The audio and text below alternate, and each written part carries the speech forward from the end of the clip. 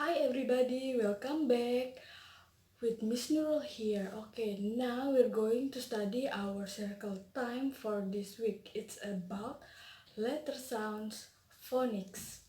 Do you still remember? Yes, we also study about letter sound phonics in our English lessons like eh, b, d, e, g, and many more.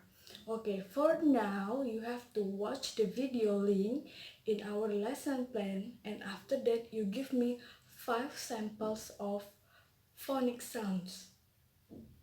Can you do that? For example,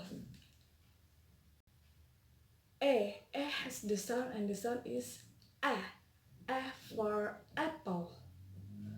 B has the sound and the sound is B for ball. And F has the sound and the sound is like you blow the candle for fish.